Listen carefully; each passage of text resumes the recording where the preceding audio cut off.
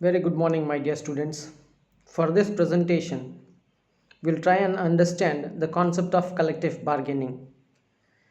Before I go into the details of meaning and definition of collective bargaining, let me give you a few introductory lines about the concept of collective bargaining.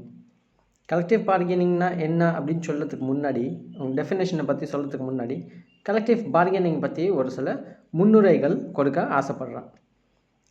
இந்த ப்ரெசன்டேஷனில் பார்த்தீங்கன்னாக்கா என்ன சொல்கிறாங்க, first line, the phrase collective bargaining is said to have been coined by Sidney and Beatrice Webb of Great Britain which is said to be the home of collective bargaining அப்படிங்கிறாங்க.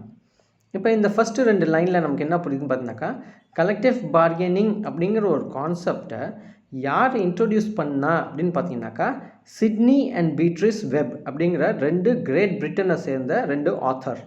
Great Britain அப்படிங்கிற ஒரு நாடை சேர்ந்த 2 author, that is Sydney and Beatrice web அப்படிங்கிறவங்க தான் இந்த collective bargaining அப்படிங்கிற ஒரு டேர்மை காயின் பண்ணாங்க, இன்ட்ரொடியூஸ் பண்ணாங்க. ஃபர்ஸ்ட் டைம் நமக்கு அந்த காயின் பண்ண டேர்மை இன்ட்ரொடியூஸ் பண்ணாங்க. அதனால தான் இது கிரேட் பிரிட்டனை வந்து ஹோம் ஆஃப் கலெக்டிவ் பார்கெனிங் அப்படின்னு சொல்லுவாங்க. ஹோம் ஆஃப் கலெக்டிவ் பார்கெனிங்னா இந்த இடத்துல கலெக்டிவ் பார்கெனிங்கோட தாய் வீடு, பிறந்த நாடு அப்படின்னு பார்த்தீங்கன்னாக்கா கிரேட் பிரிட்டன் அப்படின்னு சொல்லலாம், தப்பு இல்லை. The idea of collective bargaining emerged as a result of industrial conflict and the growth of trade union movement. இப்போ கலெக்டிவ் பார்கெனிங் அப்படிங்கிற ஒரு கான்செப்ட் எப்படி உருவாச்சு, எப்படி எமர்ஜ் ஆச்சுன்னு பார்த்தீங்கன்னாக்கா, என்னத்தோட ரிசல்ட் அப்படின்னு பார்த்தீங்கன்னாக்கா, எதோட இம்பேக்ட்னு பார்த்தீங்கன்னாக்கா, அந்த காலத்தில் இண்டஸ்ட்ரியல் கான்ஃப்ளிக்ட் ஏற்பட்டுச்சு. Industrial conflict was on the path of growth and there was also growth of trade union movement. இண்டஸ்ட்ரியில் வந்து கான்ஃப்ளிக்ட் பிட்வீன் எம்ப்ளாயர் அண்ட் எம்ப்ளாயியும் அதிகமாக இருந்துச்சு. At the same time trade union மூவ்மெண்ட்டும் அதிகமாக உருவாச்சு. And was first given currency in United States by Samuel Gompers. அப்புறம் அடுத்தது பார்த்தீங்கன்னாக்கா, because of this industrial revolution United ஸ்டேட்ஸில் சாமுவல் காம்பர்ஸ் அப்படிங்கிறவர் தான் இந்த concept, that is collective bargaining அப்படிங்கிற ஒரு கான்செப்டை ஃபஸ்ட் டைம் இன் யுனைடெட் ஸ்டேட்ஸில் இன்ட்ரொடியூஸ் பண்ணார். Then in India, because we all are native of India, we should know how and when it originated in India. In India, the first collective bargaining agreement was concluded in 1920 at the instance of Mahatma Gandhi to regulate labor management relations between a group of employers and their workers in the textile industry in Ahmedabad. அப்போ உள்ள காலகட்டத்தில் great பிரிட்டனில் உருவாச்சு, United ஸ்டேட்ஸில் Samuel Gompers அப்படிங்கிறவர் இந்த கான்செப்டை introduce பண்ணாங்க அப்படின்னு சொன்னாங்க. ஆனால் 1920 கலெக்டிவ் பார்கெனிங் அப்படின்னா கூட்டு பேரம் பேசுதல், கூட்டாக உட்காந்து பேரம் பேசுறது. அந்த பேரம் பேசி கடைசியில் என்ன முடிவு வருதோ அந்த முடிவை அக்ரிமெண்ட்டாக சைன் பண்ணுவாங்க. அதுதான் கலெக்டிவ் அக்ரிமெண்ட் அப்படின்னு சொல்லுவாங்க. ஆனால் இந்தியாவில் என்னென்னு பார்த்தீங்கன்னாக்கா, 1920 at the instance of Mahatma காந்தியோட இன்ஸ்டன்ஸில், தட் இஸ் கேட்டுக்கொண்ட பேரின் அடிப்படையில் லேபருக்கும் மேனேஜ்மெண்ட்டுக்கும் ரிலேஷன்ஷிப்பை கண்ட்ரோல் பண்ணுறதுக்கு, that is to regulate the relations between a group of employees and their workers. எங்கன்னு பார்த்தீங்கன்னா ஒரு டெக்ஸ்டைல் இண்டஸ்ட்ரியில், அகமதாபாத்தில், குஜராத்தில் இருக்க அகமதாபாத் ஒரு நகரத்தில் டெக்ஸ்டைல் இண்டஸ்ட்ரியில் லேபருக்கும் மேனேஜ்மெண்ட்டுக்கும் ரிலேஷன்ஸை ரெகுலேட் பண்ணுறதுக்கு மகாத்மா காந்தி கேட்டதின் அடிப்படையில் ஒரு அக்ரிமெண்ட் ஒன்று சைன் பண்ணாங்க. அதுதான் first collective agreement. Collective bargaining சக்ஸஸ்ஃபுல்லாக முடிஞ்சு கலெக்டிவ் பார்கெனிங் ப்ராசஸ் சக்ஸஸ்ஃபுல்லாக ஆனதுக்கப்புறம் கலெக்டிவ் அக்ரிமெண்ட் ஒன்று சைன் பண்ணுவாங்க. அதுதான் இந்தியாவில் 1920 ஃபர்ஸ்ட் டைம் சைன் பண்ணாங்க at the instance of our father of nation Mohandas Karamchand Gandhi.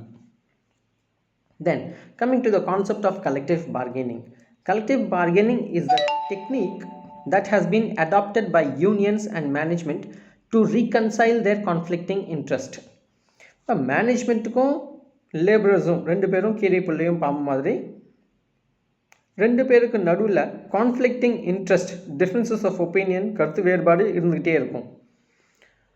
அதை தொடர்ச்சியாக இருந்துக்கிட்டே இருந்தாக்கா 2 பேருக்கும் நல்லதில்லை, இண்டஸ்ட்ரிக்கும் நல்லதில்லை. அதனால கான்ஃப்ளிக்டிங் இன்ட்ரெஸ்ட்டை, டிஃப்ரென்சஸ் ஆஃப் ஒப்பீனியனை ரீகன்சைல் பண்ணுவாங்க. ரெண்டு பேரும் டிஃப்ரென்ஸ் ஆஃப் ஒப்பீனியன் வந்து ஒரு பேச்சுவார்த்தை மூலமாக ஒரு முடிவுக்கு கொண்டு வந்து திருப்பி ரீகன்சைல் ஒன்றா ஆகுவாங்க. அதுதான் இங்கே ரீகன்சைல் தேர் கான்ஃப்ளிக்டிங் இன்ட்ரெஸ்ட் அப்படின்னு சொல்கிறாங்க. இப்போ கலெக்டிவ் பார்கெனிங் ஒரு டெக்னிக். இதில் என்ன பண்ணுவான்னு பார்த்தீங்கன்னாக்கா adopted by both management and union. ரெண்டு பேரும் தட் இஸ் மேனேஜ்மெண்ட்டும் சரி யூனியனும் சரி ரெண்டு பேரும் இந்த டெக்னிக்கை அடாப்ட் பண்ணி அவங்க ரெண்டு பேருக்கும் நடுவில் இருக்க கருத்து வேறுபாடை முடிவு கொண்டு வரதுக்கு முயற்சி பண்ணுவாங்க. அதுதான் collective bargaining. It is called collective bargaining because the employees as a group select representatives to meet and discuss differences with the employers. இது ஏன் கலெக்டிவ்னு கூப்பிடுறாங்க அப்படின்னு கூட்டு பேரம் பேசுதல் கூட்டு அப்படிங்கிற ஒரு பேர் ஏன் வந்திருக்குன்னு பார்த்தீங்கன்னாக்கா எம்ப்ளாயீஸ் ஆஸ் எ குரூப், எம்ப்ளாயீஸ்னால் தொழிலாளர்கள் எல்லாரும் ஒரு குரூப்பாக சேர்ந்து ஒரு ரெப்ரசன்டேட்டிவ் செலக்ட் பண்ணுவாங்க. அவங்க சார்பாக எல்லாரும் போய் பேச முடியாதுல்ல ஒரு ரூமுக்குள்ளே ஒரு ஹாலுக்குள்ளே, அதனால அவங்க சார்பாக ஒரு ஒன்று இல்லை ரெண்டு பேர் ரெப்ரசன்டேட்டிவ் செலக்ட் பண்ணுவாங்க. என்னன்னு எதுக்குன்னு பார்த்தீங்கன்னாக்கா இவங்க போய் எம்ப்ளாயர்ஸை மீட் பண்ணி டிஸ்கஸ் பண்ணுவாங்க. எதுக்கு என்ன டிஸ்கஸ் பண்ணுவாங்க? எம்ப்ளாயருக்கும் எம்ப்ளாயிக்கும் உள்ள டிஃப்ரென்சஸ், கருத்து வேறுபாடு என்ன, அது சம்மந்தமாக பேசி ஒருமித்த கருத்தோட முடிவுக்கு வந்து உடன்பாடு ஈட்டுவதற்காக இவங்கள செலக்ட் பண்ணுவாங்க. தட் இஸ் ரெப்ரசன்டேட்டிவாக செலக்ட் பண்ணுவாங்க. Collective bargaining is opposite of individual bargaining. Collective bargaining individual bargaining வேறு. கலெக்டிவ் பார்கெனிங்னாக்கா ஒட்டுமொத்த தொழிலாளர்கள் எல்லாரும் சேர்ந்து அவங்க சார்பாக எம்ப்ளாயர்கிட்ட பேரம் பேசுவாங்க.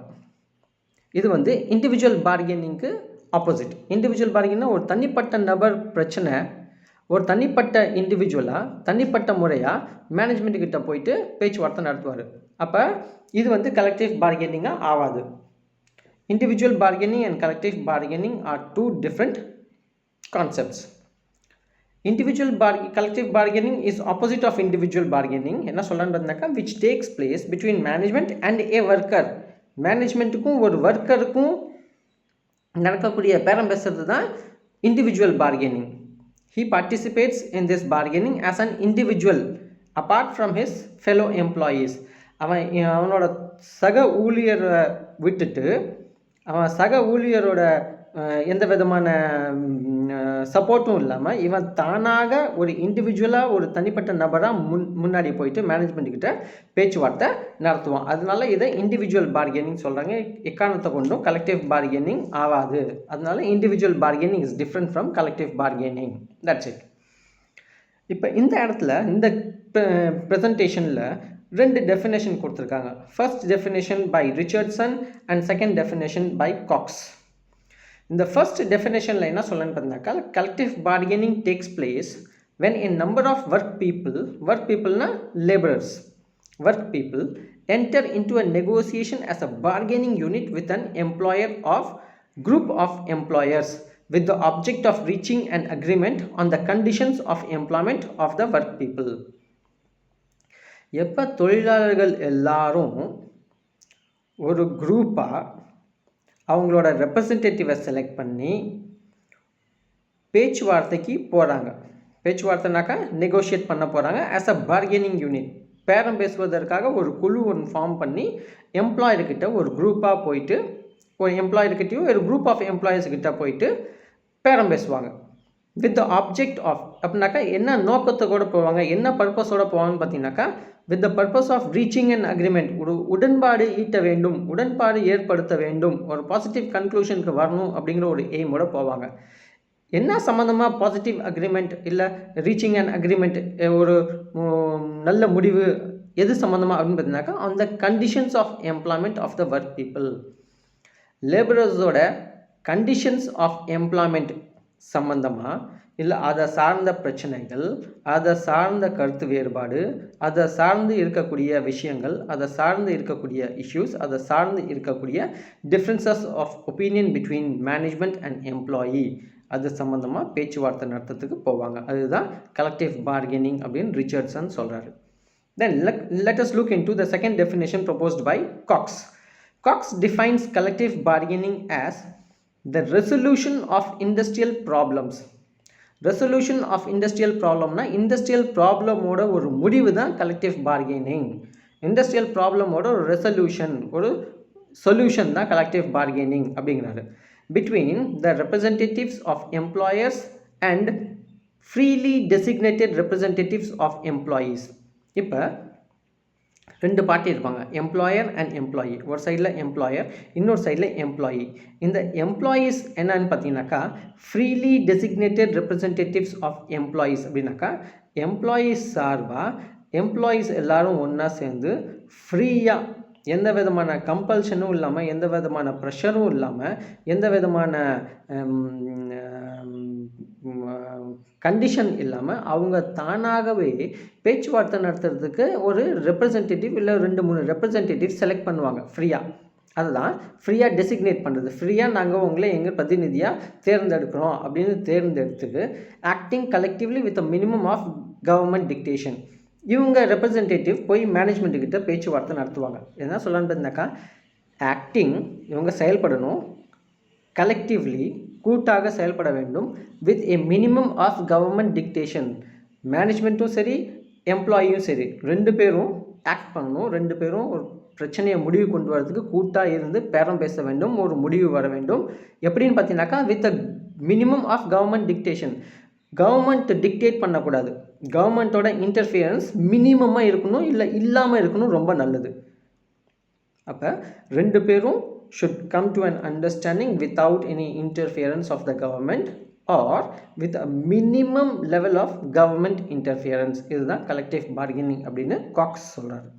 So I hope you have understood the meaning and definition of collective bargaining. Thank you.